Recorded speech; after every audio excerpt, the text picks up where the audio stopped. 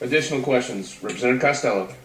Received a lot of questions about pesticides. Can you comment on that?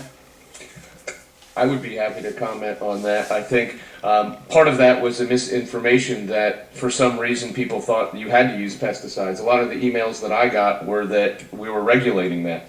One of the things that we had failed to do in the first pass through was make any comment on what was legally permissible. We already have rules through the Department of Health and through the Department of Agriculture that instruct what is safe to use on products that will either go in the body or on the body. This just gives authority to the Department of Health to grant permission on those substances for products that are going to go in the body or on the body as to what is safe. Additionally, if they want to fumigate or treat the plants that they're growing, they do so under the current protocols through the Department of Agriculture. So all of that feedback you got regarding pesticides was really about people who misunderstood what we were instructing in this. This was simply aligning it to current standards that we use on oranges and tomatoes and everything else. Sure. Additional questions? Representative Edwards. Thank you, Chairman Broder. I too received the emails and concerns about pesticide usage, and I think it needs to be addressed before we vote on the bill, so the folks back home understand what exactly the bill says and what we're doing. I take offense at any email that would stir up such passion and angst amongst our constituents without having anything to base that on. The bill, members, very simply directs the department to allow someone to use pesticides on a very limited minimal basis, and it's a permissive use of pesticides. One of the biggest concerns we had, members, in allowing a grower to do this versus some pot shop or a head shop like we see in other states, we wanted people who are perfectionists at growing organic products in a very safe, sterile environment, and that was the reason. I don't want to see a cannabis plant that has mold or something that they picked up at Home Depot grown like you would in some pot shop.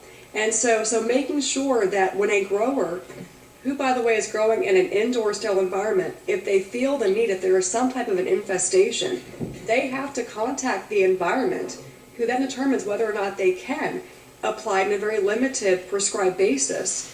And they cannot use pesticides that are restricted use pesticides pursuant to statute, those that may have adverse risk to the applicator or to the environment.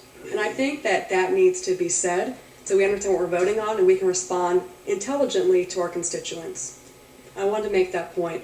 I'm concerned about the pesticide use, and I was not at any point ever thinking that pesticides were going to be mandated.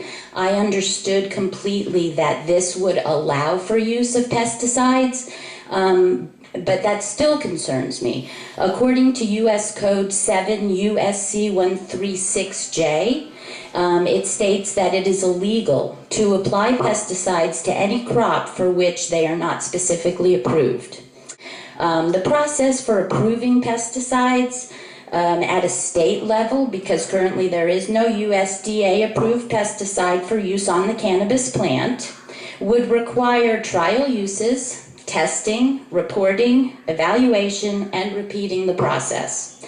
Why, I wonder, would we use our dying patients, our debilitated children, as test subjects on pesticides that we don't really know what they are going to do for us? It is my position that pesticides have no place in the use of medicine. And we already know that pesticides have been associated with the development of cancer, asthma, autism, ADHD, and other conditions. So I'm curious as to why would we be treating a plant that we are going to be extracting that we know in Colorado already have shown unsafe levels of chemicals in the extracts that are being used as medicines on our most vulnerable patients, when we already know that they cause the same disorders that we're going to be using to treat them on. I don't understand that. Why would we be even allowing for this type of experimentation? Now, we do have House Bill 271, which is the industrial hemp program. So if we want to perform tests on pesticides on a cannabis plant, why don't we perform those tests on industrial hemp and not on plants that we will be using to make medicine?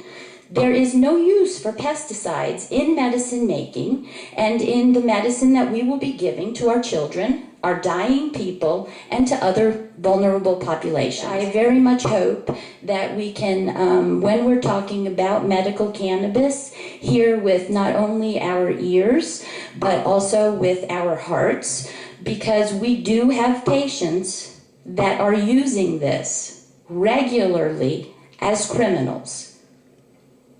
And I don't believe that people who are dying or anybody else who could find benefit should be made a criminal. Thank you very much.